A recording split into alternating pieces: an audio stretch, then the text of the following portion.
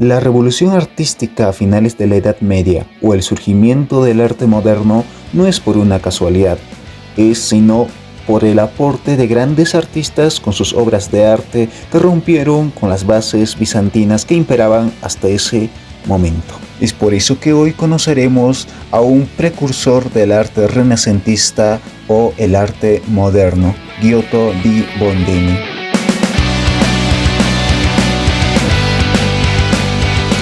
Giotto di Bondone nació al norte de Florencia, conocido como Colle di Vispignano. Actualmente su casa es un museo. Aunque no se precisa exactamente la fecha de su nacimiento, se indica que es entre 1266 y 1267, coincidiendo con la época del surgimiento de ciudades-estado.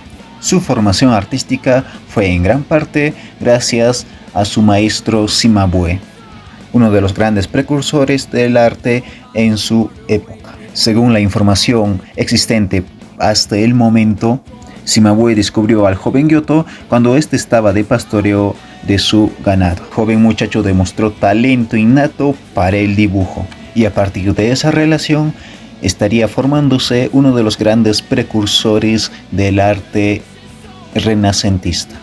El contexto cultural y político es la independencia de las ciudades-estado o las rivalidades de estas mismas. Junto a ello va a darse un auge cultural. Todo esto se daba justamente en Florencia en el siglo XIII. Además que justamente en esa época había una gran influencia de Santo Tomás de Aquino y Roger Bacon. Santo Tomás de Aquino tenía énfasis en que la fe y la razón deberían estar del uno para el otro, y Roger Bacon en el énfasis experimental. Por todos estos pensamientos y conocimientos, Giotto di Bondone fue influenciado.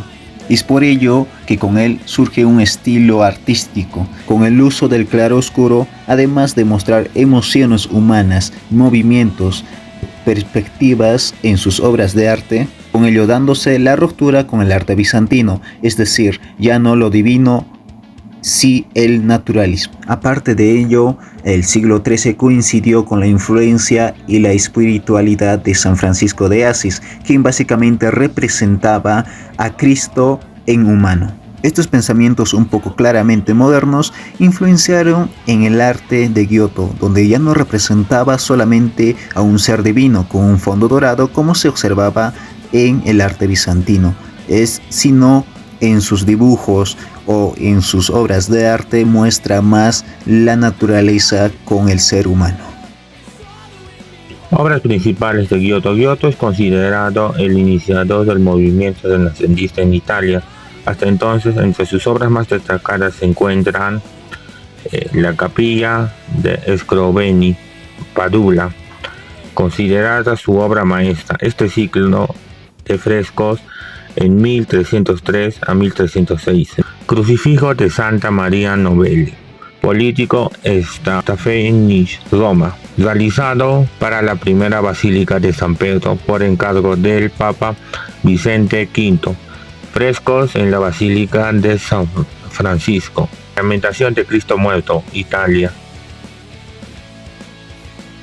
La obra titulada Lamentación sobre Cristo Muerto de Giotto es un fresco realizado en la Capilla Scrovegni de Padua, Italia, pintado directamente sobre yeso húmedo. Este mural utiliza pigmentos minerales diluidos en agua, técnica que permite que los colores se integren al muro y aseguren una gran durabilidad. Característica del Trecento.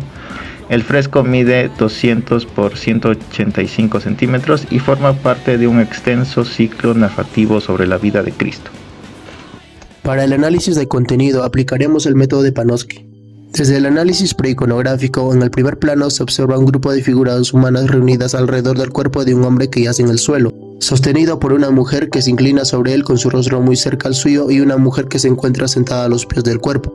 Asimismo, alrededor del cuerpo central se distribuyen otras figuras masculinas y femeninas, algunas de pie y otras arrodilladas, mostrando gestos de dolor y aflicción. Todos ellos rodeados por un paisaje árido y rocoso donde además se logra apreciar un árbol seco en la cima y un cielo en el que vuelan 10 ángeles con rostros angustiados. En el análisis iconográfico, la escena va a representar la lamentación o llanto sobre Cristo muerto, basada en pasajes del Evangelio según San Juan y los evangelios apócrifos que describen la pena de la Virgen y los discípulos al pie de la cruz tras el descendimiento del cuerpo.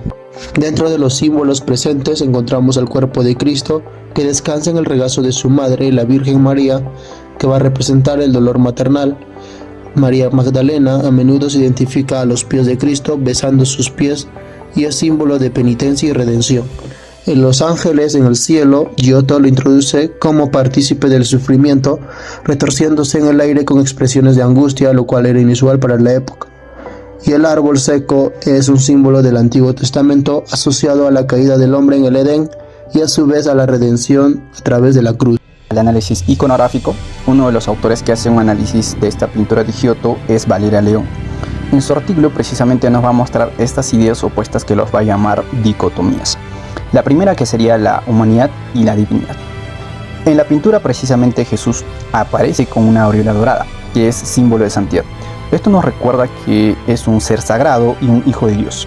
Sin embargo, también nos muestra como un hombre común, por lo mismo que su cuerpo está caído, está muy débil, con formas reales y está sufriendo como cualquier otro humano.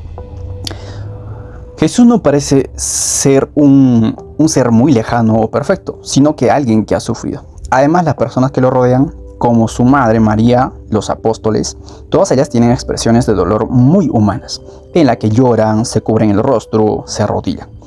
Todo esto hace que la escena sagrada se vea muy cercana, como si nosotros mismos pudiéramos estar allí. Giotto precisamente logra que lo divino se sienta muy real y que lo humano se vea con respeto y emoción. La segunda dicotomía es la de la belleza y el dolor.